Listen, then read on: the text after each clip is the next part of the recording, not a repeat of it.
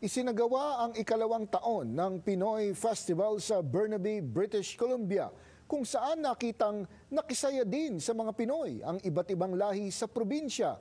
Panoorin sa report ni Kisha Balatbat. Nitong Sabado, isinagawa ang Pinoy Festival panahon na para magsaya 2 sa Burnaby, British Columbia. Ito ang pinakamalaking pagdiriwang ng Filipino Heritage Month sa probinsya, kung saan dumayo pa ang mga kababayan na mula sa iba't ibang syudad para ipakita ang kanilang suporta. So we're here to support the Filipino community in Vancouver. So just always giving back to the community and helping out and just supporting all the small businesses all throughout Vancouver area.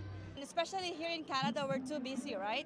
So this is the chance to meet everybody and get to know more our culture. Like our food, like our clothes, all this festivity.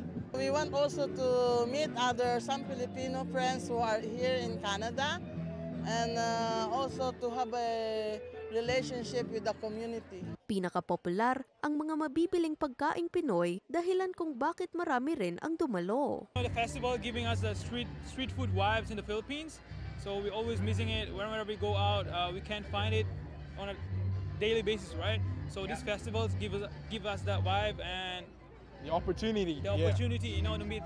Pag may kinain tayong pagkain Pilipino, parang nandun tayo sa Pilipinas uli. At hindi lang mga Pilipino ang nakisaya. Nakiisa rin ang premier ng British Columbia.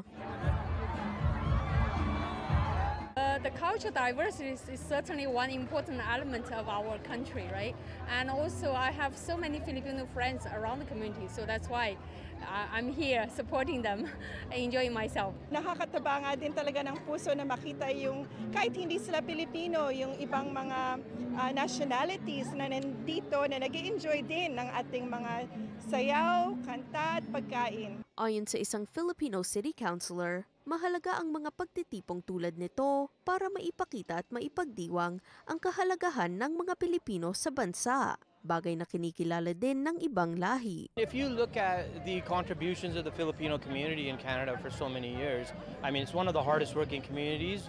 And if you look at any industry sector, entrepreneurship, they've been contributing in so many different ways. And as the community grows, I think it's really important to celebrate one another. Ito ang pangalawang taon na isinagawa ang festival hatid ng iba't ibang Pilipinong organisasyon sa British Columbia. Ang Omni News ang isa sa mga media partners ng event. Kisha Balatbat, Omni News, Toronto.